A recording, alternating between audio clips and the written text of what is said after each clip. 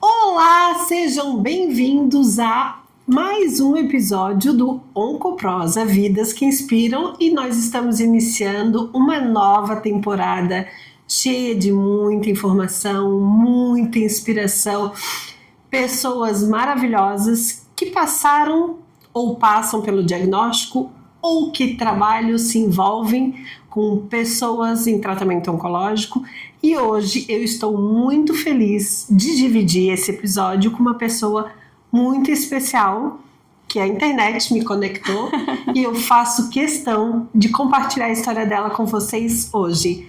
Eu apresento para vocês Viviane, minha querida Viviane. Estou muito feliz e muito honrada, né, de estar aqui contigo, compartilhando a tua história. Acho que a gente tem uma ligação pequena, mas grande. Profunda, né? Exatamente. Pequena, porque a gente tem poucos contatos, mas assim, desde o primeiro momento a gente se conectou de uma forma carinhosa através dessa rede, né? Sim. Que às vezes a gente acha que essa rede, ela é fria, distante, né? Porque não tem aquele contato presencial. Mas a gente, de alguma forma, a gente sempre se conecta, com as pessoas.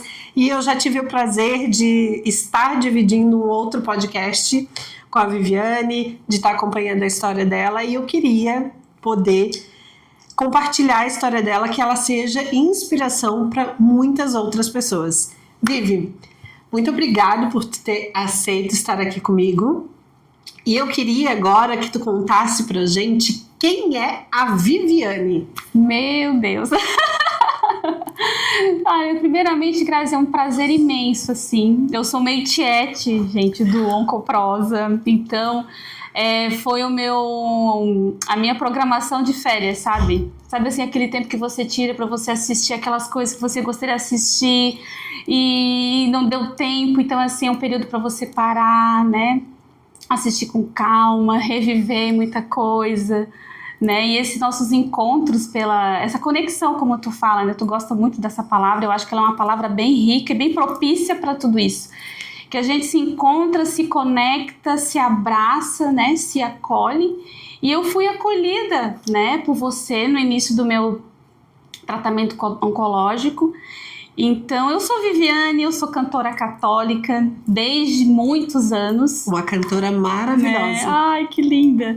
E eu me deparei com o câncer de uma maneira assim muito sutil no início, porque eu trabalho na área social e eu sempre ouvia falar muito do tal do Outubro Rosa, né? E eu olhava aquilo meio distante, assim, porque eu não tive incidência de câncer em ninguém da minha família. Então, assim, eu não tinha ninguém próximo a mim, nem rede de amigos, nada.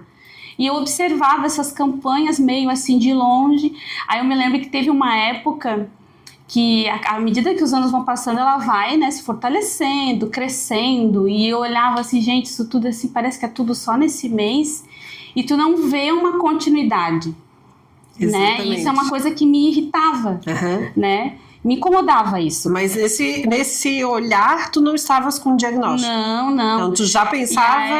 Aí tinham campanhas assim, olha, venham todos, né, no ambiente profissional de rosa pra gente fazer uma foto, porque a gente quer apoiar a campanha. Ok, tá, e aí?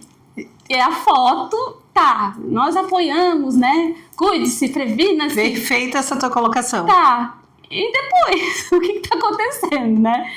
Eu não via nada além disso. Por mais que eu trabalhasse na parte da assistência social, mas assim, de qualquer maneira, eu imaginava assim, olha, eu não sei exatamente como que funciona, mas eu acredito que para além da assistência à saúde, precisa ter um aporte na área social. Porque afeta todo o contexto da família. Isso de fora, tá? De fora, sem vivenciar. Sem vivenciar. E eu ficava, tá, mas eu não sabia assim, tá, por onde que eu começo porque eu gosto de investigar, né? Fuçar um pouco essas coisas e propor algumas coisas que eu tinha oportunidade de propor.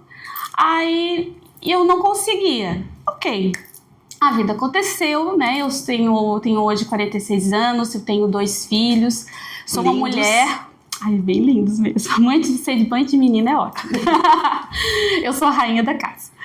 E aí eu sou uma mulher com deficiência física, eu nasci com displasia de quadril, então eu sempre tive um ponto de atenção nessa questão assim da inclusão, né? Para mim, eu ter oportunidade de acessar alguns espaços, mas a minha mobilidade não era tão reduzida. Sempre foi, mas não era tão reduzida como está hoje. E aí, na minha segunda gestação, todas as duas foram desafios enormes, mas graças a Deus eu consegui, né, viver esse processo. Eu estava amamentando meu filho mais novo, ele já estava com 1 ano e 8 meses, então eu estava naquela parte assim do finalzinho, Sim, sabe? fazer o desmame. Isso, já estava na parte do desmame, que eu sempre tive, meu sonho sempre era, eu vou amamentar durante 2 anos, então eu fui guerreira, olha. Bem guerreira. Passei por muita coisa, mas consegui. Ainda mais com a mobilidade reduzida, né? Não, e o mais novo, foi uma gestação bem desafiadora. Eu tive problemas assim de saúde por questão de ganho de peso dele, então eu precisei fazer repouso. E até pra mobilidade do quadril, mas todo um processo, gerar um filho, né? Bem ali, né, nessa região. É desafiador mesmo. Foi uma gestação bem complicada. Ali nesse período, tu já usava a cadeira de rodas? Não, tudo depois. Mas então... Eu já fazia uso de bengala, né, de muleta, então, pra tentar a questão da marcha. Então tu foi mais guerreira ainda, porque teve que segurar ali... É verdade. E ele foi um bebê de UTI, né? Eu fui mãe de UTI, então era uma coisa que eu não queria ser, que eu achava... Tu quase navegou por todas as áreas. Exatamente. Também, né? É por isso que eu vi quem é a Viviane, amiga? Olha só. Quase navegou por todas as áreas. Além de ser especial como tu tem esse dom que tu tens em ser cantora gospel, também ter a questão da assistência social, porque já é um olhar totalmente enorme, diferenciado, né? Aí ter essa questão da mobilidade reduzida, mobilidade no quadril, gerar 2 filhos, ser mãe de UTI e próximo passo a gente vai falar. Fala um pouco sobre ser mãe de UTI. E nessa dinâmica, assim, a questão da amamentação para mim foi muito forte, porque eu tinha um certo preconceito. Eu não entendia muito bem o que acontecia com aquelas mulheres assim, que, por exemplo, tentavam amamentar e logo desistiam. E às vezes eu achava... Que não se desafiavam mais. Às vezes eu achava que era um pouco assim... dependendo do contexto, né? De onde ela estava, do ambiente que ela estava. Era um pouco de preguiça, um pouco de desmotivação. E aí eu comecei... Julgando, né? Super jogadora. E aí eu comecei a pensar, não, acho que a amamentação é vocação, tá? Mas todas nós somos chamadas a isso. Mas também é uma questão de decisão. E eu percebi, sendo mãe de UTI, que eu precisava me decidir por aquilo, senão eu não ia conseguir. E aí eu tive uma cura do meu preconceito do suplemento, assim, das fórmulas. Sim. Porque eu consegui entender o porquê da existência daquilo, porque o meu filho precisou. Ele não tinha força, ele não sabia respirar e chorar, ele não conseguia fazer as duas coisas porque ele nasceu a termo, né? Ele não foi nem prematuro e nem um bebê normal, ele nasceu bem no meio do caminho mesmo. Então ele tinha um pouco de insuficiência respiratória, por isso que ele ficou ali na UTI, e elas precisaram fazer uso da fórmula e misturava a fórmula com colostro. Eu quase morria. Ai, como? Eu não aceitava isso, eu achava assim doído. E aí foi cesárea, né? Todas as minhas precisavam ser cesáreas, e aí eu comecei a fazer todo aquele processo da ordenha e tirava de pouquinho em pouquinho, elas iam lá e misturavam com a fórmula. Aquilo me doía, Grazi, gente, eu não aceito isso. Aí eu comecei a parar assim, Vivi. Não é questão de aceitar. Vivi, não é questão de aceitar. É questão de viver. O teu filho precisa, tá misturando, mas tá indo. Então você conseguiu produzir alguma coisa. E aí eu comecei a rezar muito para essa cura, assim. Eu comecei a entender o quanto dói, o quanto é difícil, o quanto é desgastante quando ele não sabe pegar e quando ele pega, porque é um processo dolorido para a mama. Olha, eu tenho dor crônica. do quadril, né? Então eu sei exatamente o que é viver com dor o tempo todo, todo o tempo. E uma dor desafiadora. De sempre, né? Agora a dor da mama é sobrenatural. É sobrenatural, assim.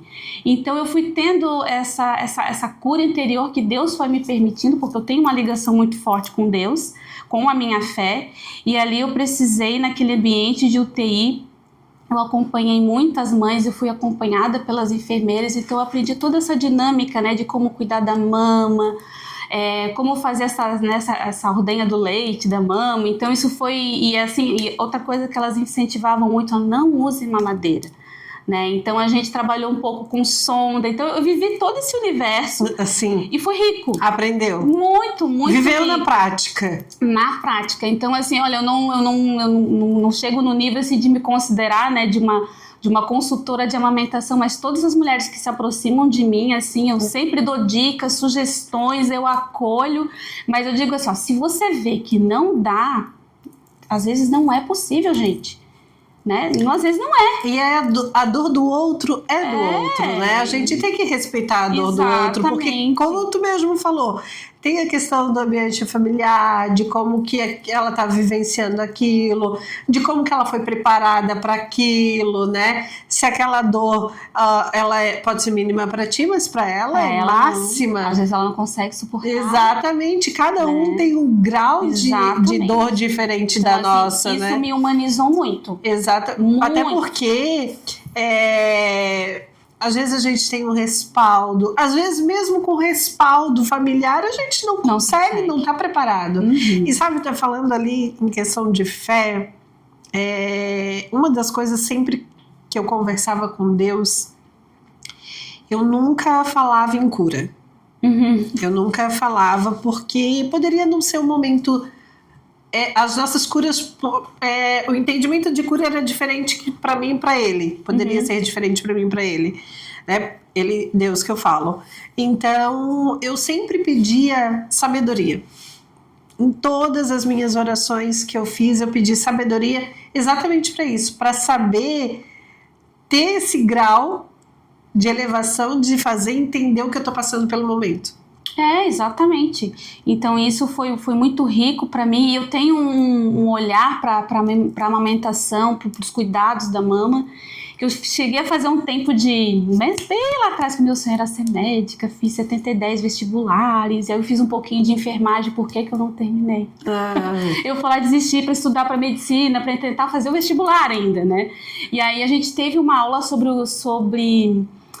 o câncer de mama, sobre o autoexame. Então eu aprendi sobre isso lá na minha juventude. Já tinha esse contato. Já tive esse contato, então eu sempre tive esse cuidado, eu sempre me examinava, né? E a amamentação também me trouxe isso, porque como você está amamentando, você precisa fazer. E identificar, sempre, né? Tem uma conexão com o meu corpo. Tem uma conexão, como que tá o mamilo, como é que tá a pega, como é que tá, se tem um leite empedrado. Gente, tudo isso eu já passei. Às vezes produzia, misericórdia, o menino não dava conta de tomar, o que eu vou fazer? Tem que tirar. Exatamente. E fiz muita coisa errada, tomava banho morno pra tirar, e não é morno.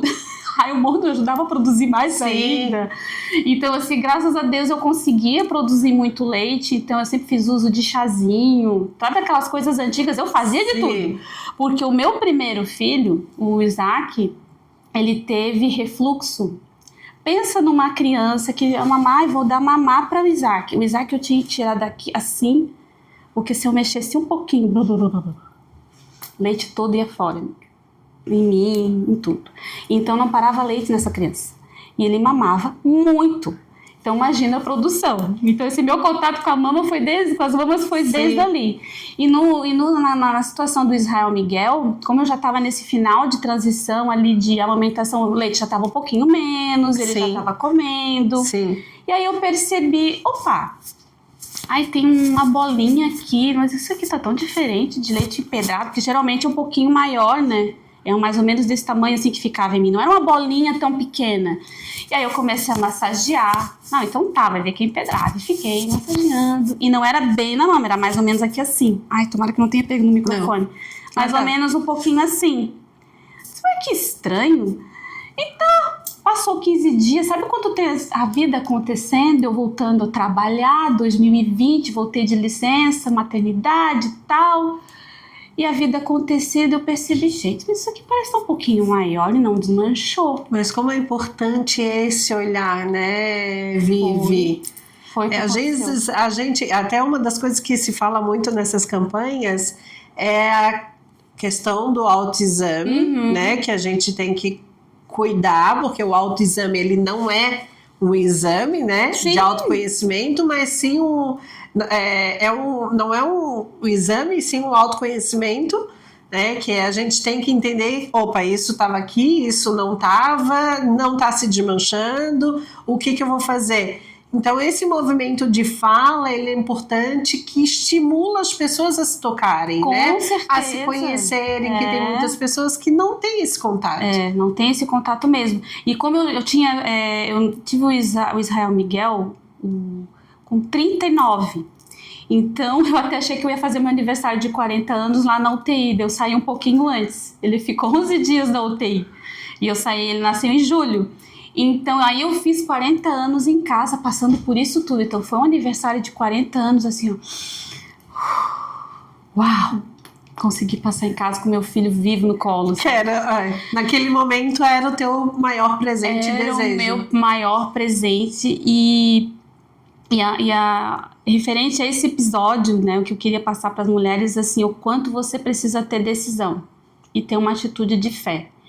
Né, o meu filho estava lá, eu não podia batizar, porque para mim o batizado de uma criança era muito importante, porque eu sou católica e bem fervorosa mesmo, assim, para mim é muito importante, é o meu alicerce de fé, assim. E eu pensei, puxa, mas eu não vou conseguir um padre agora, e eu vi que ele estava tendo muita dificuldade de respirar, porque eu cheguei na UTI, a gente até conseguiu ter um contato inicial com a mama, né, com o mamazinho, mas elas viram assim, olha, ele não tá bem, ele tá muito cansado e ele não tava mamando, vamos ter que tirar. Ai, tá. E aí eu pensei assim, aí teve uma noite que eu tava sozinha na UTI, porque a gente vira, gente, mãe de UTI é de 3 em 3 horas, tem que ir lá trocar, tem que tirar o leite, tem que dar, é assim, é uma função. E eu de cesárea, né, com pontos ainda. E aí eu cheguei, eu tava sozinha na UTI, eu peguei, eu vou usar minha autoridade de mãe. Nossa senhora, a senhora é mãe, a senhora amamentou, a senhora teve mastite, não sei o que a senhora teve, mas a senhora passou por isso, porque Jesus com certeza ele mamou. Eu preciso da sua ação aqui na minha vida agora. Eu sei que meu filho não é batizado, mas olha só, a minha inocência, né? A minha falta de conhecimento também. Eu sei que ele não é batizado, mas eu, com autoridade de mãe, eu clamei para ela mesma, Grazi, me ajuda, intercede pelo meu filho para ele voltar a respirar bem e eu ir para casa. Porque eu tenho uma vida com ele e eu quero ter essa vida com ele. E aí eu rezei sobre ele, 9 salve rainha. E fui dormir. E aí eu senti que eu produzi um pouquinho menos para tirar, da enfermeira assim, mãe, nas 2 horas da manhã, tu fica lá, que eu dou um jeitinho aqui para ele, a gente te dá o leitinho para ele normal e tu não precisa vir. Ela me deixou dormir um pouquinho mais, eu voltei às 5 e produzi o leite, assim. Veio um leite maravilhoso, acordei às 5, tirei e fui lá levar para ela. De repente, o Israel estava sem sonda respiratória. Ele se recuperou. Então, assim, foi uma ação de Nossa Senhora assim, na minha vida, assim, muito, muito forte. E, como eu te falei que eu tinha feito 40 anos, e naquela época, ainda em 2020, eu não tinha ainda direito àquela mamografia, né? Então, como eu tava nesse processo de mãe, de leite... Era já no processo Covid? Era. Porque 2020 foi o auge do Covid. Ah, não, ele nasceu em 2018. Ah, tá. Aí ele fez 40... 2020 foi o diagnóstico. Aí ainda não era assim... a gente não tinha esse acesso à mamografia tão fácil. Sim. Eu me lembro. Uhum. E aí, como eu fiz 40 anos, eu tava empolgada. Agora eu vou fazer minha primeira mamografia. Mas eu tava amamentando, né? Daí passou. Fui cuidar do meu filho e tal. E aí sim, em 2020, quando eu identifiquei o nódulo, porque como eu não tinha feito nenhum exame de ultrassom antes, nada, porque eu estava nesse processo de amamentação, não tem por que tu fazer ultrassom nas mamas, né? Eu fazia até, mas eu não tinha essa frequência. Sim. Algumas pessoas até me falaram, olha, se você não tem idade para fazer a mamografia, que é a partir dos 40 anos, peça pelo menos um ultrassom. Eu pedia muito remotamente e nenhum médico me indicava isso. Sim, e deixa eu te fazer uma pergunta. Público ou privado? Teu plano? Era teu encaminhamento? Era privado. Privado. Era mesmo privado, assim, ainda mesmo tinha assim, essa dificuldade de encaminhamento. E aí, o que aconteceu? Eu identifiquei... Até porque tu era jovem. Sim, exatamente. Tava amamentando. Aquelas características todas que a gente ouve, né? Exatamente. E pelo tamanho... Só que assim, eu senti o nódulo. Então, se eu tivesse pego um pouquinho antes... Né, porque quando você já sentiu, ele já tá num tamanho relativamente grande, né? E aí, o que eu fiz? Como eu senti isso, eu vou dar um jeito, para conseguir uma consulta pelo particular, eu talvez não conseguisse tão rápido, o que eu fiz? Eu vou dar um jeito de ir no postinho. Né? Por causa do meu bebê, eu já tinha essa rotina de posto de saúde normal, porque ele foi acompanhado no HU, então a gente tinha essa relação bem próxima, então a gente já conhece bem intensa. Como é que era o sistema. Então eu apareci lá para pedir o encaminhamento.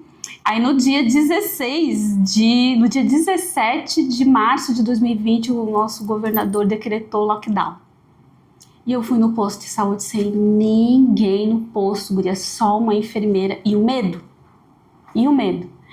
E aí eu coloquei para ela a situação, ela me examinou e aí eu consegui esse encaminhamento para fazer um ultrassom. Aí o que eu fiz? Bom, para marcar o ultrassom, acho que vai ser mais rápido, eu vou pelo plano. Eu comecei a usar as duas coisas, assim, na minha inocência e no desespero, né? Eu preciso saber o que é.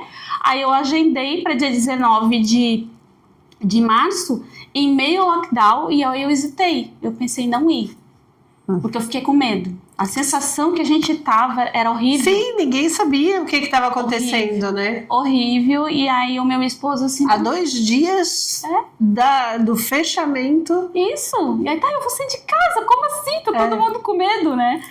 Não, tu vai. Porque se for alguma coisa que tu tem que tratar, tu vai esperar toda essa loucura passar e a gente não sabia quanto tempo que isso ia levar e quantas pessoas fizeram isso. Porque na primeira mensagem era 7 dias, depois 15 dias, depois ficou 1 mês e aquilo tudo. Como importante foi teu esposo? Foi. Não, foi o meu São José ali que soprou. Sim, exatamente, 19 de março é dia de São José. Vai fazer, né? E aí eu tenho essa ligação forte com São José também, porque eu me lembro que quando eu tava indo pra clínica fazer o exame, eu de cara já pensei, eu vou na imagem que todos os meus exames são lá, eu já tenho um histórico e vou. E eu passei pela imagem assim, fiz uma prece pra ele me dar força, porque eu não sabia o que ia vir. Né? Porque querendo ou não, era palpável, dava para sentir, eu teria que investigar, eu já sabia que eu teria que passar por algum processo ali para saber o que era. A campanha te deu algum tipo de luz, porque até tu estavas comentando, e nós, quando não estamos passando pelo processo do câncer, a gente ouve a campanha, não entra, né? A gente ouve uma palavra aqui, uma palavra ali, que foi a mesma coisa comigo. A gente sabe questão de preventiva, alguma coisa de mamografia, mas a gente não imagina que vai acontecer com a gente. A gente não imagina que bate na nossa porta. Exatamente. A gente não imagina que aos 30, 40, 50 anos vai passar pelo diagnóstico, mas de alguma forma as campanhas são semeadas. Sim, são semeadas, porque tu vai resgatando, eu já ouvi isso, é por aqui. Porque assim, a informação, ela é muito importante, mas precisa acontecer o nosso acolhimento, né, e o nosso movimento, senão ela vem, passa e vai. Exatamente. Né? Eu sou do tipo que guarda o folder, né? Tem alguma coisa, não, isso aqui me deu um ponto de atenção, eu vou deixar aqui para dar uma olhada. Eu tenho essas referências porque eu sou muito visual, né? Eu sou assim. Então eu gosto de cartilha, geralmente eu tenho um pouco dessas coisas porque a gente pode precisar E a gente tem que confiar na nossa intuição, que eu chamo assim de o sopro do Espírito Santo, porque a gente é muito intuitiva. Só que às vezes a gente também tem medo da intuição, porque nós aprendemos que as palavras atraem, né? O universo traz de volta. Só que ao mesmo tempo que o universo traz de volta, ele também nos avisa. Né? Então, assim, eu não vou falar câncer porque o universo traz de volta. Gente, é verdade. Eu não vou falar e fazer o exame, que vai que eu descubra alguma coisa. Mas é importante, né? Esse conhecimento é necessário. Eu, por exemplo, sou uma paciente que descobri aos 33 anos com a chave de uma campanha. Porque com 33 anos não tinha indicativo. Sim. Há 13 anos atrás, menos ainda. Mas, para mim, naquele momento, essa questão de fazer preventivo era necessário. Então, foi um preventivo que me salvou. Olha Apesar de ser câncer de mama, né? Mas foi essa cultura de, não, eu não tenho que fazer mamografia porque eu não tenho idade. Também estava no período ali de amamentação, pós, né, amamentação, então não teria indicativo. Mas as campanhas diziam que a partir do momento que a mulher começa a ter uma vida sexual ativa, ela tem que fazer o preventivo para examinar essa questão do útero. E foi através do preventivo que a minha médica fez a coleta do preventivo, tocou a minha mama, observou uma alteração na mama. Olha só. Então, esses avisos aqui, essa conversa que nós estamos aqui, pode não chegar a todo mundo, sim, mas ela pode chegar ao coração de uma pessoa e fazer toda a mudança. Com certeza, e pode fazer uma grande diferença na vida da pessoa. Exatamente. Né? Então, assim, nós sermos alcançados por essas campanhas, assim, por isso que eu te digo que hoje eu entendi um pouco mais a importância das campanhas, eu passei o meu primeiro Outubro Rosa como paciente, querendo beber aquilo tudo, assim, sabe? Eu tava ali, né? Eu fazia parte daquilo ali. Então, quando você é um paciente oncológico, é muito diferente, assim, você tem...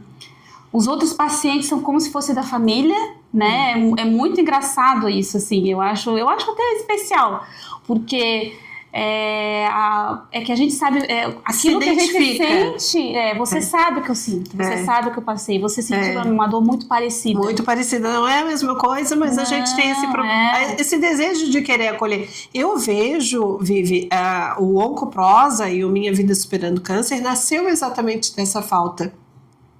Porque em 2011, há 13 anos atrás, a tecnologia, né, a rede social não estava bombando e eu precisava desse contato, eu precisava conversar, eu precisava trocar, eu precisava saber, hoje tu não levanta o braço, mas eu nunca mais vou levantar o braço, né? O meu braço está doendo, mas vai doer para sempre? Isso. Eu vou ter essa dor para sempre? Esse enjoo do medicamento é para sempre? Né? Então, assim, essa troca da pessoa saber, não, olha só, faz isso, faz aquilo, daqui a pouco alivia, vai ser assim mesmo, respira fundo, daqui a 3 dias vai passar, o cabelo cai, mas daqui a pouco ele vem lindo, né? Não é que a gente vai substituir, dizer assim, não dói, porque o cabelo cresce, mas e sim dizer assim, sente agora, dói, chora, mas tenha fé que daqui a pouco ele vai crescer. Exatamente. E é diferente, assim, a fala de um profissional atuante na área é uma coisa. Agora, a fala do paciente é totalmente diferente.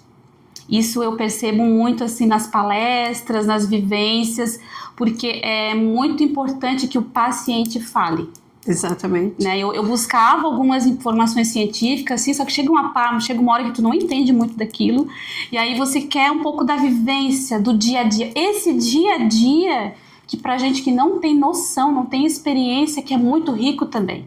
Porque a nossa vida muda completamente, a nossa agenda muda completamente, e não é muito fácil tu lidar com isso, com essa mudança de rotina. Por mais que o protocolo, né, ele tem um tempo de 6 a 8 meses, mas tem pessoas que não é só 6 a 8 meses e vai. né? Como lidar com isso? Como que eu vou organizar a minha vida? Então, esses grupos de apoio, a MUC foi um suporte imenso, assim, para mim, no sentido de informação. Eu busquei muitas informações ali, fui muito bem atendida, inclusive online, na época da Covid. Sim, porque era Covid nessa época. Nossa! Então, foi ali que eu fui buscando algumas informações e eu te encontrei na web. Porque eu não me lembro se você entrevistou alguém ou você comentou alguém, quer dizer, já se fazia lives, também foi o boom das lives na época, né? Foi. Sobre o pacotinhos de amor. Ah, sim, né? Sim, eu que criei o pacotinho de amor. Criou? Sim. Mas aí tu entregou, era pro Cepom que tu levava? Olha só, eu acho que eu fui contemplada. Sério? O pacotinho do amor é meu. Porque assim, gente, eu passei assim, olha, eu precisei dizer pra minha família, por exemplo, eu precisei dizer pra minha família assim, que não dava pra me operar, porque todo mundo queria saber se eu ia fazer cirurgia primeiro, né?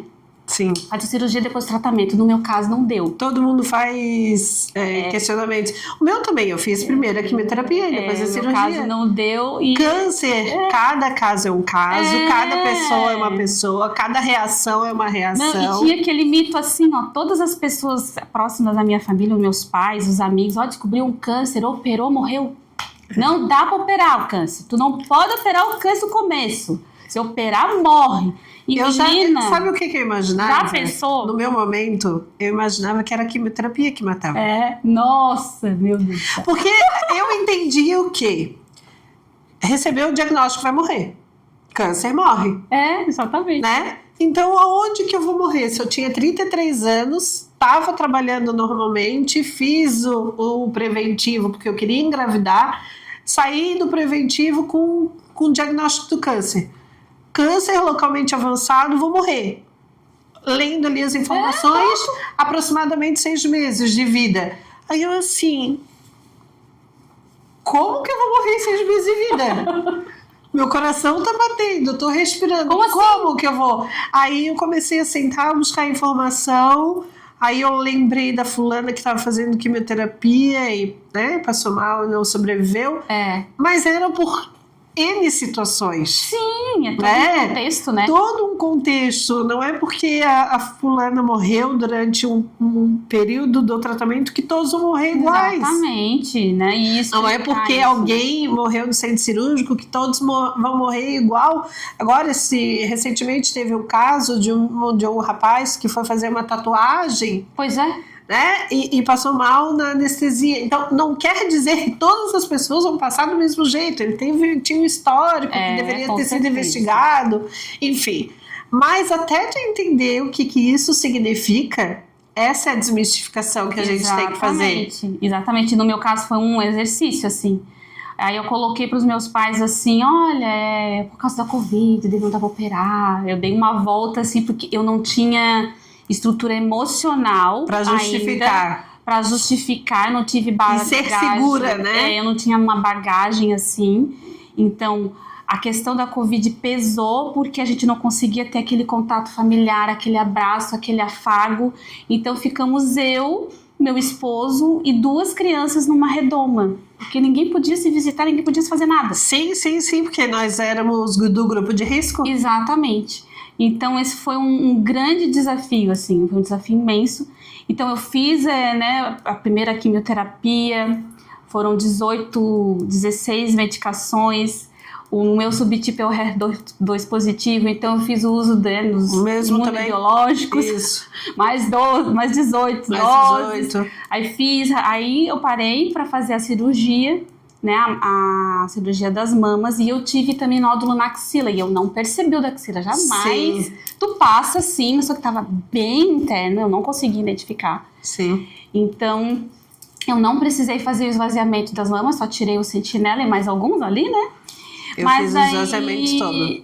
Não foi necessário, mas aí o meu médico, ele entendeu. Porque durante o caminho aconteceu de aparecer um nódulo na outra mama. Que tu vai fazendo durante o tratamento, gente, os exames. Investigativo. Aí eles assim, mas como assim? Tu tá fazendo quimioterapia? Como é que me aparece um outro nódulo na mama? Sabe aquela coisa assim, estranha? Sim.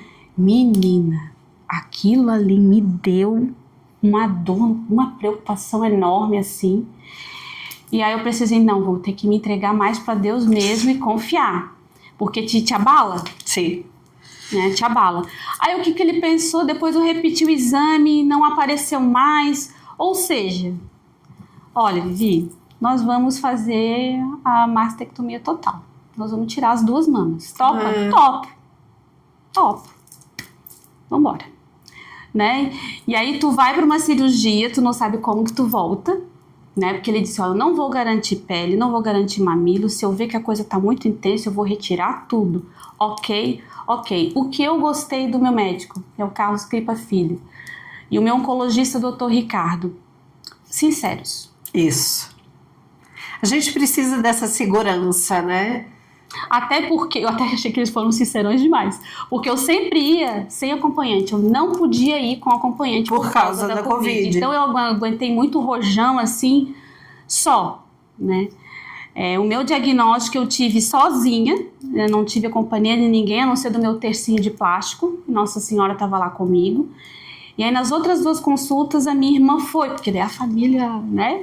Ela foi comigo, mas daí a gente começou a perceber, é risco para mim, é risco para ela, é risco para o pai, é risco para a mãe. Sim, vai levar muita... vai carregar, né? Não tem sentido.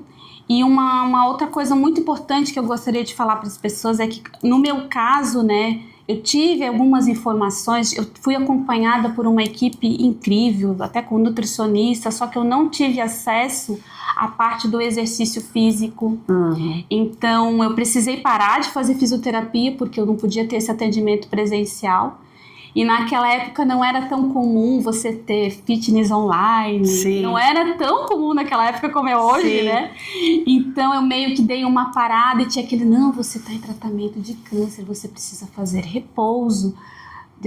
Vou fazer repouso. E hoje, na verdade, é outra informação, né? E pro meu caso de quadril foi a pior coisa. Não só do quadril, mas assim, né, depois da cirurgia das mamas, eu fui encaminhada para fisioterapia, para fazer o fortalecimento do braço, porque, gente, eu não fiz esvaziamento, mas eu não consegui erguer uma xícara. É quase a mesma coisa, mexe a mesma região, né? Mexe a mesma região, e assim, ó, eu vou... Sabe aquilo que eu te falei das dores na amamentação? As mulheres que fazem cirurgia de mamas para estética, olha, vocês são guerreiras. Porque uma coragem, mas sabe assim, o que é a questão natural. Mas a questão da cirurgia de estética, ela tem um outro ponto, né? Tu tem o foco. Exatamente. Né? Eu quero a beleza, eu quero aquele corpo. Acho que ela vai, né? Então ela vai assim, ela sofre e ela sabe que ela vai sofrer por 30 dias, 40 dias e Deus vai passar, ela vai ficar linda. Agora, as pacientes, elas passam por toda essa situação na chance de sobreviver. Exatamente, é outra coisa. Na chance de tentar ficar bem, na chance de tentar uma qualidade de vida.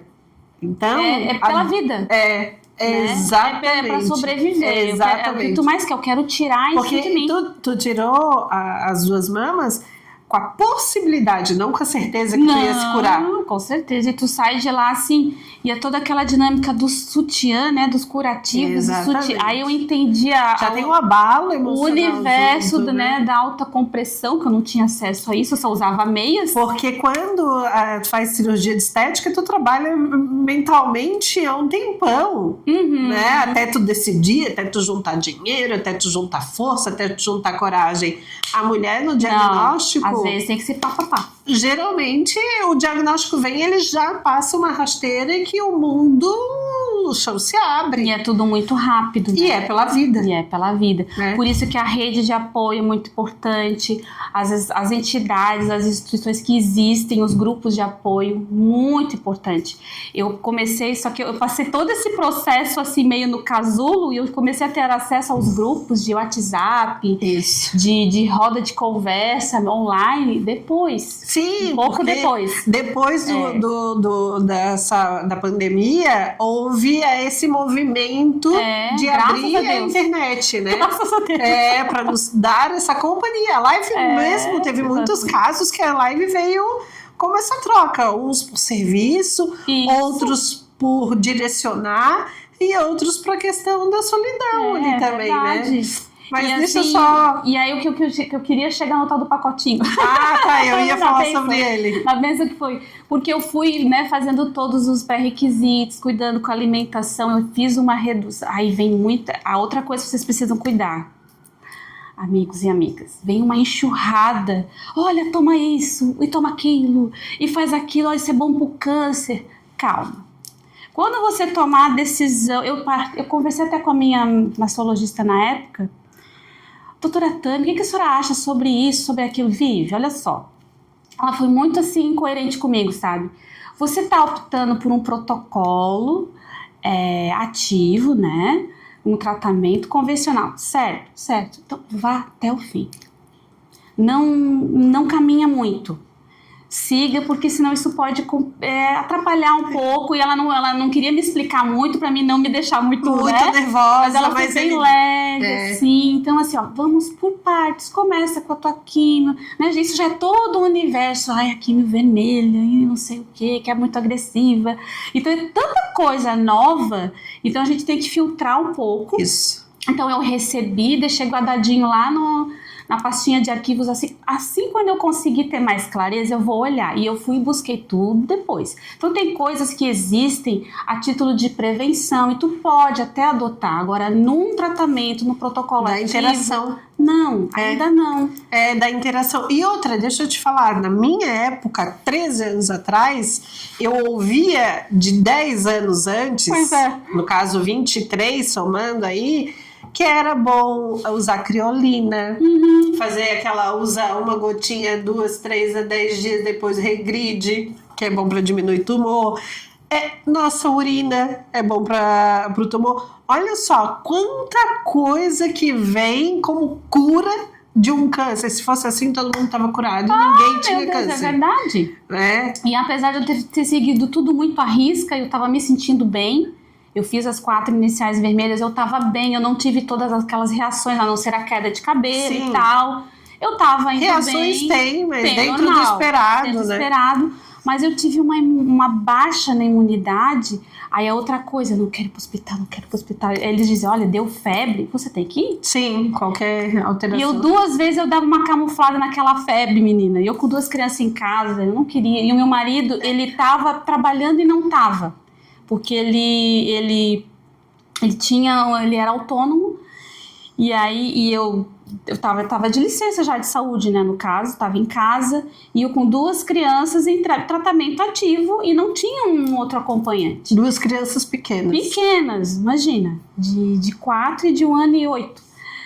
E aí eu percebi assim, gente, não vai dar, eu não vou aguentar, não conseguia. Então eu vi que eu tive uma baixa na imunidade, assim, eu tive ressecamento de retina, e aí eu não tava tendo força, aí veio a febre, aí eu sou obrigada. Sim, aí sim. Eu tive que ir, essa é uma coisa que eu sempre falo, essa rede de apoio, esse preparo emocional, acolhimento, nos abala de um jeito, assim. e tudo vem mais forte. Tudo vem mais Tanto forte. Os sintomas, as reações, os efeitos colaterais.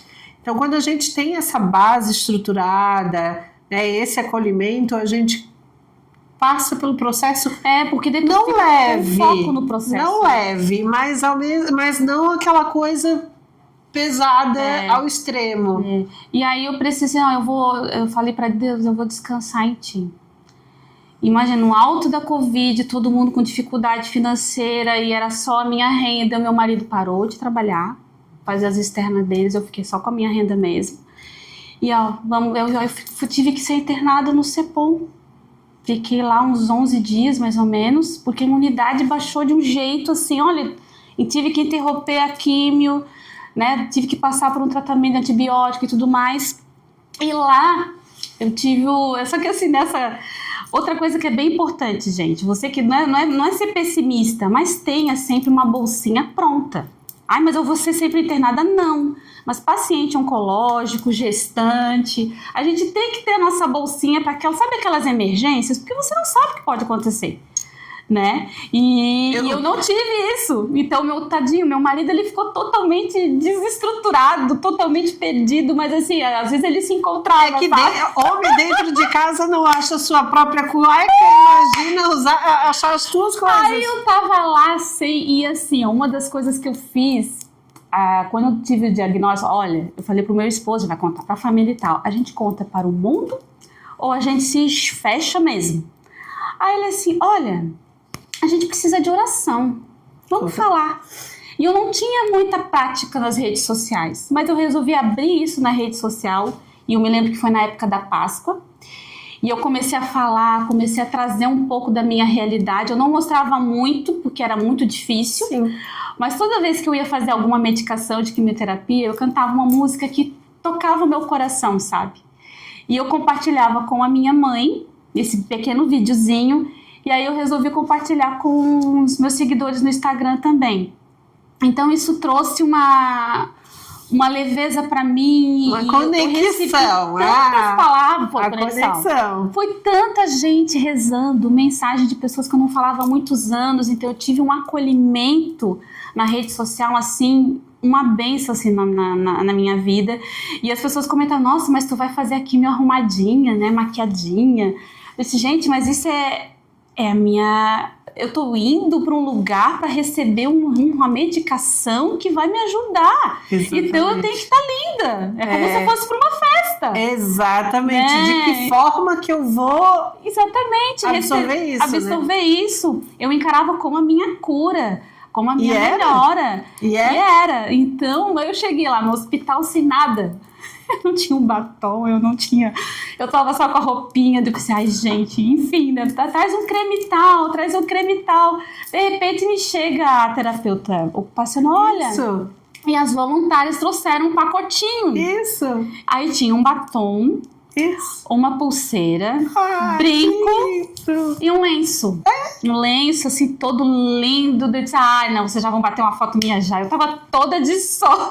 Aí botei o turbante, o lenço, fiz aqui, tirei uma foto, postei nas redes sociais. Aí eu já usei o batom, que já faz de sombra, né? Eu toda articulada. E ali mesmo eu comecei a cantar dali mesmo, quando tinha uma brechinha. Vivi. Então, assim, e esse lenço eu usei, inclusive... na minha última quimioterapia. Ele foi tão marcante assim e foi muito especial porque trouxe um alento assim, sabe? Gente, olha, é verdade. Que declaração sem planejar. Não, uma conexão de tanto, né? Uma coisa assim, eu fiquei, quem será que entregou isso, né, gente? De repente eu vejo ela passando na... Será que foi ela? Olha. E deixa eu te explicar, vou contar a história, aproveitar então a história. Nesse movimento da rede social, que eu estava me conectando, comecei com o YouTube, daí fui para as redes, mas eu queria fazer alguma coisa que tivesse sentido, não era apenas compartilhar, não era apenas falar sobre mim. Eu queria que tivesse sentido, eu queria que tivesse propósito, eu queria trocar informação, eu queria fazer live, eu queria fazer entrevistas e tal. Ainda não tinha chego aqui nesse papel de dividir histórias de outras mulheres, mas eu sempre tive essa vontade porque eu via que aqui na Grande Florianópolis a gente não tinha palco. Mostrava o câncer num tipo de cenário só, né? Mostrava o câncer nas campanhas, a paciente em tratamento, mas eu queria muito que falasse, mostrasse o outro lado do câncer, né? Das possibilidades, da esperança, da vida, da sobrevida, que a gente pudesse, quando receber um diagnóstico, não tivesse só aquela informação que o vizinho diz, ai, recebeu o diagnóstico, força, mas sabias que o João, o moço da padaria, acabou de receber o diagnóstico e morreu? Não queria só isso, entendeu? Eu acho que é importante a gente falar, né? Mas eu acho que seria mais importante para nós, no momento que está recebendo o diagnóstico, é receber as informações de esperança. Exatamente. De possibilidade. Mesmo que a nossa vida seja 6 meses, o que eu vou fazer nesses 6 meses? Mesmo que eu tenha um diagnóstico de 1 ano, o que eu vou fazer no ano? Eu pensava sobre isso, porque assim, quando a gente tá vivo, né, tá com vida, a gente pode atravessar a rua e falecer. Com certeza. E não planeja nada, e não pensa nada, e não se despede das pessoas queridas, não diz que ama. E nós, com o diagnóstico, a gente tem essa possibilidade, né? De pensar, de repensar, de mudar a nossa rota, de dizer que ama, que não ama, né? Fazer as pazes. Por mais que a gente tenha uma sobrevida de 3 meses, 6 meses, a gente tem essa possibilidade de se reconectar. Tem, isso é verdade. Né? Então, assim, morrer todo mundo vai. Todo mundo vai. Aquela pessoa que está agora andando, né, e acontece alguma coisa, e nós, pacientes oncológicos, então todo mundo vai. Mas eu queria tentar passar nesse período que eu estou aqui por algo diferente, assim, por algo especial, que eu pudesse ter legado, que as pessoas dissessem assim, nossa, a Grazi foi isso, a Grazi fez aquilo, a Grazi... Eu queria isso. E daí, naquele ano, porque tudo iniciou em março, então tu ganhou em abril, provavelmente? Quando que tu ganhou o pacotinho? O pacotinho não foi em julho. Tá, julho. Exatamente, porque foi depois. Aí vira o ano, né? A gente sempre pensa, o que a gente vai fazer de melhor esse ano? O que a gente vai fazer diferente nesse ano? E eu queria fazer um propósito diferente. Né? Eu não queria ir para a rede social só mostrar uma coisa superficial. Eu queria fazer algo diferente. E daí eu pensei em vir a março, mês da mulher. E aonde fica a mulher oncológica? Aonde que falam sobre a mulher no Dia Internacional da Mulher? A mulher oncológica que está passando pelo processo, que está careca, que está sem seio, né, que está sem cílios, que não consegue mais, não quer mais se olhar no espelho. Aonde que está falando sobre isso? Quem que fala sobre isso? É mesmo. Aí eu fiz uma campanha que seria o Varal do Amor. Né? Deposite, eu ia fazer até numa cafeteria de umas amigas, a gente ia recolher, fazer um varal, que cada um depositasse no varal o seu amor, que é através de um lenço. Né? O seu amor viria através de um lenço. Só que nisso veio a pandemia. Então não dava mais para fazer o Varal do Amor. Quando eu estava conversando com uma menina que eu queria fazer essa campanha, ela fazia biju, né? Aí ela assim, ai Grazi, legal isso, olha só, e se eu te der brinco? Será que a gente poderia fazer uns lenços, um brinco? Seria massa, ia lá, entregava no cepão, ia ser tudo de bom. Eu posso te dar 50 brincos. Aí eu assim, uau. Porque era pérola, né? Ela ia dar de pérola. Aí eu assim, nossa, então tem que conseguir 50 lenços. Né? Tem que movimentar. Não, assim, não, daí a gente faz tipo um kitzinho, né? Daí a gente entrega um lenço e um brinco. E qualquer coisa a gente pode pedir um batom. Isso. Só que o batom que ela estava se referindo era um batom chocolate. Um batom chocolate. Batom chocolate. Entendi. Aí eu viajei que era um batom. Batom. Aí eu assim, nossa, seria tudo. Fazia um kit beleza, o kit autoestima, o lenço, um brinco e o batom, porque a gente não precisa mais do que isso. Exatamente. Né? Eu não sei fazer maquiagem. Eu não sei fazer nada, mas olha só, um batom. Hoje eu tô aqui só com batom. Exatamente. E né, eu não podia usar rímel, nada. Aí foi assim que surgiu a ideia. Vamos fazer o kit autoestima, lenço, brinco e batom. Fiz um movimento na internet, né, de conseguir primeiro os 50 lenços, depois eu fiz o movimento de conseguir batom. Eu assim, poxa, o batom não é caro. Eu acho que a gente consegue ganhar o batom das pessoas. Aí, no que eu coloquei na internet, eu ganhei uma enxurrada. Ai, que lindo. De lenço, de batom. Daí, eu consegui brincos, alguns novos, alguns usados. Aí, o brinco eu higienizei, os lenços foram todos usados, eu higienizei tudo. e guardei, porque eu ia entregar no último dia de março. Entendi. Que eu ia fazer um evento lá no Cepom, entregando esse lenço, o brinco e o batom. Aí eu tinha conversado com a direção, com a associação que tem lá. Eles disseram, se tu quiser pode trazer bolo, música, que o pessoal ia adorar. Imagina, um dia especial para mulher. Aí eu ia fechar dia 31 de março. Olha só. Nesse grande evento. Veio a pandemia. Pois é. Dia 17 de março. Tudo morreu. Só que eu já estava colhendo, eu já estava recolhendo. Tava todo mundo fazendo a movimentação, gente que se organizava e comprava kit, gente que se organizava e um conseguiu 10 lenços, outro 15 lenços. E assim foi. Uma corrente, né? Foi uma corrente. Que lindo. Olha, eu cheguei a mais de 1.000 kits. Mais de 1.000 kits. E nisso a gente foi recolhendo, só cada um na sua casa. Chegou em agosto, aconteceu uma situação aí na rede social e eu fiquei preocupada que os batons pudessem vencer. E eu não sabia, não tinha me ligado que o batom tinha validade, né? E o pessoal tava colhendo, recolhendo tal, daí lá para julho e agosto eu comecei a recolher o pessoal, né? Não, vamos, agora a gente pode se encontrar, eu deixo contigo, a gente faz assim só uma... te encontro e te dou. Te encontro e te entrego. Não podia ter contato, mas eu te entrego.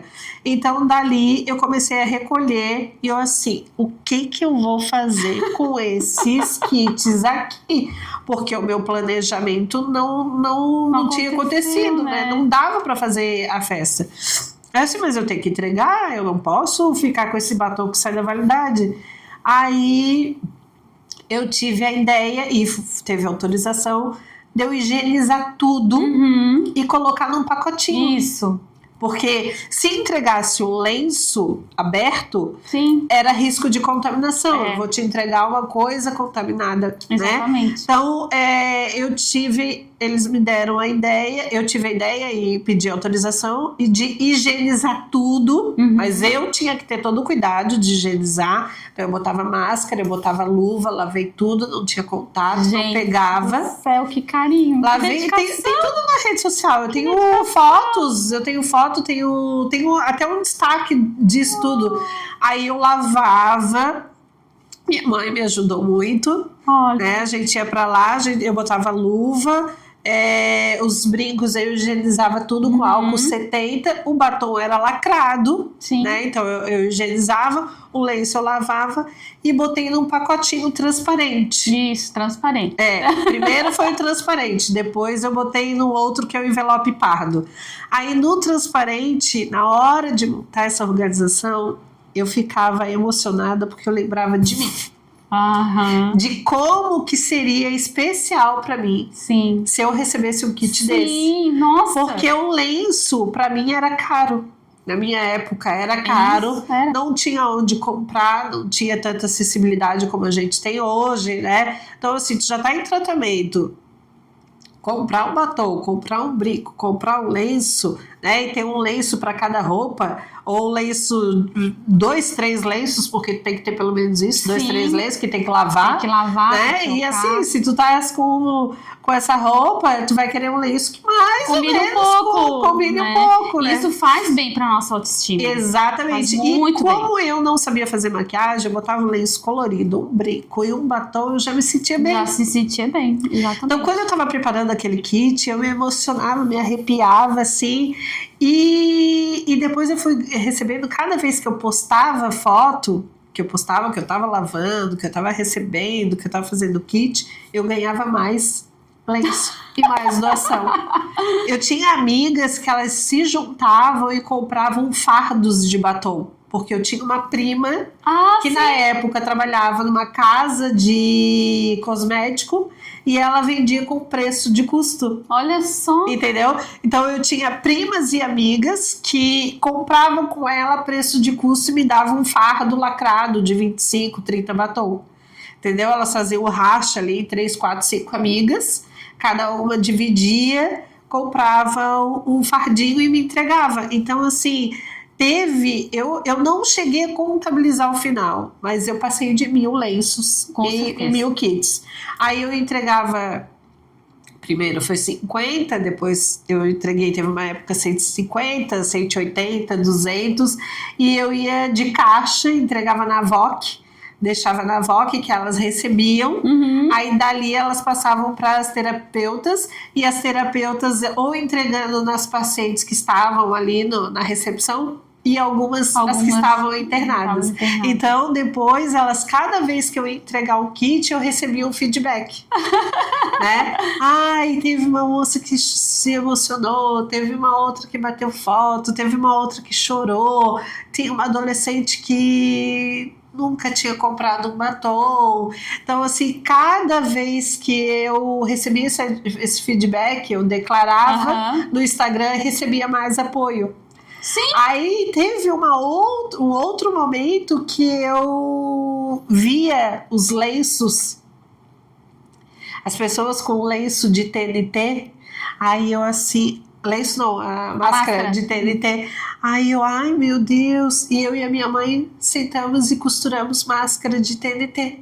E geralmente a gente fazia combinadinho. Então, assim, tem muito. Fui eu e a minha mãe. Aí o que acontece? Quando a gente fez o pacotinho, eu ali dobrando, lavando, arrumando, eu assim, cara, eu tenho que postar, eu tenho que escrever, eu tenho que batizar isso aqui.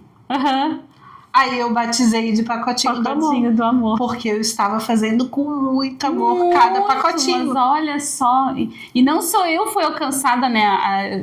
Tinha uma coleguinha, uma senhorinha de quarto, uma colega de quarto, ela também ganhou dela.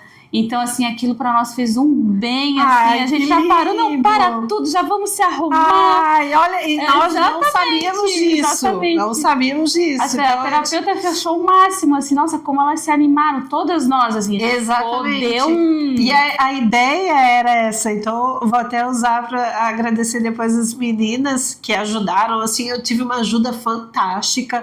Foram lenços, eu bati a máquina, minha máquina tem 15 quilos. Eu enchi uma máquina de 15 quilos, era varal, e eu batia foto. Eu batia foto de tudo, tem tudo nos destaques. Que lindo, hoje é o dia do amor. Então eu lavava tudo na máquina, dobravam por um. Teve umas sobrinhas minhas que foram lá em casa e elas me ajudavam, higienizava tudo. Elas me ajudavam, daí elas diziam: tia, esse brinco combina com esse lenço. Essa cor de batom, elas cuidavam pra olhar. A cor do batom se combinava com o lenço. Exatamente. E o brinco tinha que combinar com o lenço. Aí alguns eu ganhei pulseira, porque eu ganhei caixas e caixas. Realmente, gente, era combinadinho mesmo. O batom combinado. Gente, um kit, sabe aquele kit pensado? Deu pra ver que foi pensado. E era kit pensado, pensado mesmo. Aí depois eu comprei papel e fiz um carimbo e carimbei, pacotinho do amor. Aí a minha outra prima deu aqueles corações de malha. Sim. Sabe, de coração de crochê de malha? Então, assim, foram muitos. Eu não cheguei, se eu registrar ali na rede social, eu contabilizo e te digo quantos foram. Mas a minha mãe, que estava começando a ter o processo dela, neurológico, ela me ajudava a costurar as máscaras. Porque teve um período que eu fazia com máscara. E também recebia doação de tecido. Sim. Recebia doação de tecido, doação de elástico. Foi uma rede muito grande. Nossa, né? Teve alguns que eram brincos usados, novos, e teve outros que eram usados, mas eram brincos novinhos, assim, então eu higienizava eles direitinho, porque assim, o que é pra mim não serve mais. Mas para outra pessoa fazia toda a diferença. E realmente quando a gente se depara, porque é um universo muito novo, né? O lenço, como é que faz a amarração de lenço? Né? Como é que pode usar maquiagem, não pode usar maquiagem, porque para a mulher isso é muito importante para a autoestima, sim, dá um ânimo na gente, porque a gente fica naquele período. Eu me lembro que além da Covid, você está fazendo o tratamento, não pode ser para lugar nenhum, tá? Daí eu não vou me arrumar mais. Exatamente. Né? Como assim? Né? E precisa. E daí essa questão do pacotinho, tu acredita que foi para outros lugares? Teve uma menina da Espanha que entrou em contato comigo pediu autorização para fazer o kit lá na Espanha. Ela fez o mesmo formato, daí ela queria especial. usar o nome Pacotinho do Amor, né? Que era o kit da autoestima. E depois a Michelle, ela faz em Santos. Ela faz o Pacotinho do Amor, já 2 edições, e a gente se conectou, e aí a gente fez live e tal. Ela me pediu autorização, ela assim, adorei a tua ideia, achei lindo, especial. Eu queria saber se eu posso usar. Eu assim, claro, isso aqui não é meu, isso aqui é uma ideia, só porque eu botei o nome de kit pacotinho para dizer que eu estou aqui montando um kit com muito amor e carinho, quero o pacotinho do amor. Então, na hora de me comunicar na rede social, eu disse, o que eu estou fazendo? Hoje é o dia do pacotinho do amor, vamos entregar o pacotinho do amor. Isso. Então, era assim. Nossa, que especial, Grazi. Realmente, eu sou uma testemunha, então, gente, que eu fui alcançada, me fez muito bem, e são coisas assim que eu guardo até hoje. Eu não consegui, eu ganhei alguns presentes assim, não. Quando eu estiver pronta, eu vou passar por uma outra mulher, mas eu ainda não me senti preparada para isso, porque eu tenho uma festa. Ai, que lindo! E É um afeto, né? Eu tô querendo montar isso de novo lá na MUC. O kit pacotinho do amor. Super importante. A gente já pensou. Tem total meu apoio, meu incentivo, vambora. E uma outra coisa que a gente viveu nesse período, sabe, aquele uso de máscaras, né? Que para algumas pessoas isso foi tão pesado, era tão ruim, né? Tu ser obrigado a sair com máscara. E eu me lembro que eu usei isso na minha música, porque eu escrevi uma música durante o tratamento e ela falava assim: e voltamos a olhar nos olhos como crianças, porque a gente ficava assim.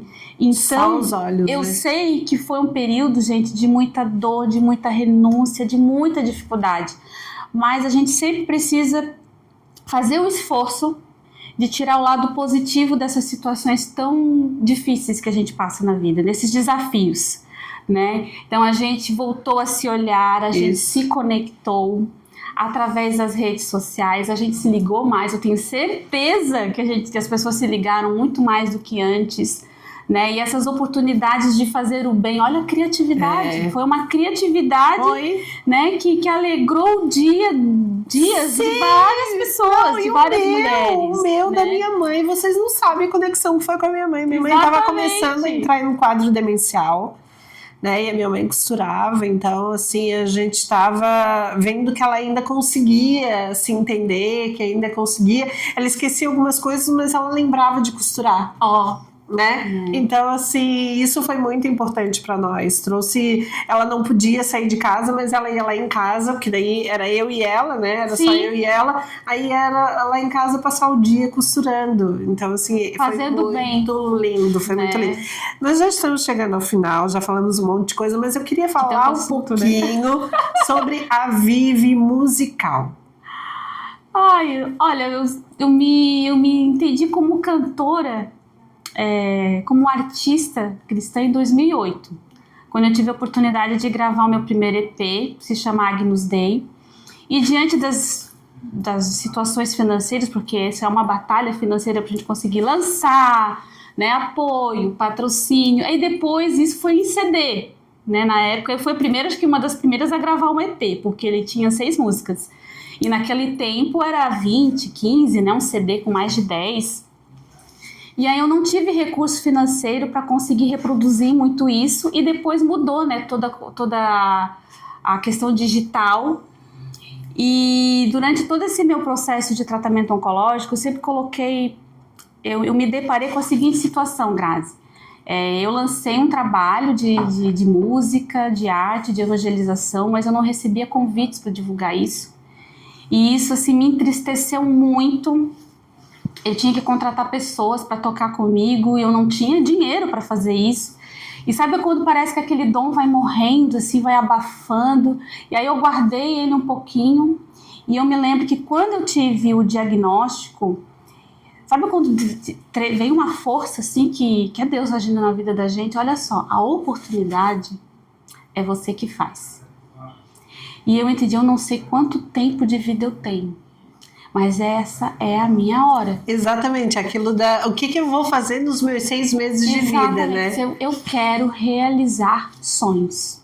E eu comecei a fazer isso. Eu comecei a cantar mesmo recebendo a quimioterapia, e aquilo foi me trazendo um alento, um alívio. Eu cheguei a fazer uma campanha com os meus amigos artistas católicos, a gente gravar as nossas principais músicas, fazendo um videozinho bem caseiro, com interpretação em Libras, e eu consegui colocar isso no ar em tratamento, tá? No auge do tratamento, eu consegui fazer esse movimento.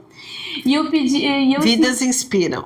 Exatamente. Assim, o meu sonho era gravar uma música e eu queria gravar um clipe. Meu sonho era gravar um clipe, que é uma coisa que eu nunca pude realizar. E diante de toda a situação financeira da nossa família, eu não poderia fazer isso, né? Então, assim, eu fui uma pessoa que, por conta da nossa realidade, e as pessoas se compadeceram muito, sabe? Então, assim, eu recebi cesta básica em casa, eu recebi kit escolar para os meus filhos poderem se distrair um pouco, porque para nossa rotina, eu vou lá no mercado e volta, por toda a questão da imunidade ficou mais restrito. Então, eu precisei viver essa experiência, né? E que foi uma eventualidade, e aí com o tempo a gente foi se fortalecendo, se superando. Então os amigos chegaram, vamos fazer uma rifa para te ajudar, porque realmente a estrutura financeira abala mesmo, né? Por mais que você tenha plano de saúde, mas ele não cobria tudo, então tinha coparticipação, o salário ficou assim, e aí agora o que tu faz? Então eu precisei realmente dessa rede de apoio, tanto de família quanto de amigos, e alguns amigos disseram, olha, nós vamos gravar o teu clipe. Ai! E aí eu senti no meu coração assim, eu preciso fazer isso antes da cirurgia, porque eu sentia que a minha vida ia mudar depois da cirurgia completamente, e realmente eu estava certa. Então eu terminei a quimioterapia em setembro, 2 semanas depois eu gravei a música, que é Tudo Vai Passar, que eu escrevi durante todo esse processo, se chama Tudo Vai Passar, que conta bem dessa minha trajetória, assim. Gravei a música e uma semana antes de fazer a cirurgia eu gravei o clipe, eu ainda fui carequinha. Então o clipe se chama Tudo Vai Passar, tá aqui disponível no meu canal do YouTube, cantora Viviane Potier, tá ali o clipe. Eu vou colocar nas legendas. Não é deprimente, não é triste, isso é uma coisa assim, ó, assim que caiu o meu cabelo, eu olhei para aquela escova cheia de cabelo, eu vou ter que fazer uma escolha. Ou eu escolho sorrir, ou eu escolho a derrota. E eu olhava para meus filhos e assim, eu escolho sorrir. Então tudo eu vivia sorrindo, mas não era um sorriso, não, era um sorriso de dentro para fora, porque cada minuto da minha vida, da minha sobrevida, eu quero viver intensamente com alegria. Eu quero viver as demoras de Deus com alegria. Era isso que eu falava. É aquilo que eu falei, né? O que nos resta no nosso tempo de vida, o que a gente vai fazer? E aí eu gravei o clipe, eu tive a graça de gravar na Catedral de Florianópolis. Ai, uma bênção. Foi lindo, foi no dia 6 de outubro de manhã. E eu cantando carequinha mesmo, eu ganhei até um vestido lindo de uma grife. A senhorita foi muito especial, assim, ela me deu de presente. Então eu fui presenteadíssima, assim, graças, ganhei a maquiagem da minha irmã, da minha mãe. Porque eu tava sem sobrancelha e sem cílios, gente. E eu não sabia maquiar direito. Então, assim, eu passei por muita coisa engraçada até. Então, foi uma experiência, assim, tão linda, né? Tão incrível. E eu lancei esse clipe no dia 12 de outubro de 2020. E a minha cirurgia foi dia 20 de outubro. E realmente foi uma mudança completamente de vida, assim. E aí eu dizia assim, um corpo novo para uma nova vida. Ai, que emocionante. Eu vou fazer um pedido. Primeiro, eu quero agradecer a participação da Vivi nesse episódio de hoje, que eu acho que foi muito inspirador, emocionante, né? E principalmente ter a graça de ter recebido essa informação. Eu queria te agradecer pela tua disponibilidade, mas eu queria saber, assim, se tu pode dar uma palhinha, esse trechinho pra gente como encerramento. Claro. Né? Então a gente encerra esse episódio de uma forma diferente, inspiradora, emocionante e com uma canção com uma voz doce e delicada que ela vive. Que linda! Agradeço de coração pelo convite. E realmente, assim, Grazi, tu já está deixando, né, um grande legado aqui para nós. e dizer para você assim que esse podcast, a Oncoprosa, o quanto tem contribuído para minha vida, para minha trajetória. O último que eu assisti foi da Samantha, e assim, o meu mês de janeiro, desde o diagnóstico e até um pouquinho antes até, sempre foi um período assim muito desafiador para mim, né? Eu queria ir pra praia, eu tava com rádio, eu queria ir pra praia, eu tava com químio. Então, assim, ele sempre foi muito tenso, de muita renúncia. Mas esse ano, assim, Deus colocou tantas pessoas na minha vida para me inspirarem a viver um tempo melhor.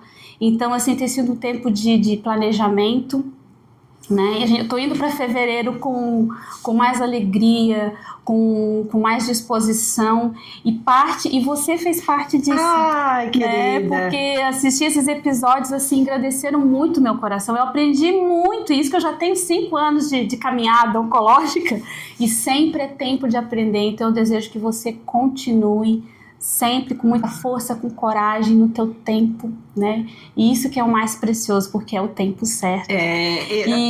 Desculpa. Não, imagina, e é até muito importante isso que tu estás falando, porque nosso final do ano é sempre muito conturbado para quem passa pelo diagnóstico, né? São datas comemorativas, esses momentos de família, de férias, então mexe muito com a gente. Mexe muito com a gente. O que a gente pode, o que não pode, o que faz, o que deixou de fazer, o que poderia ter feito, o que pode fazer.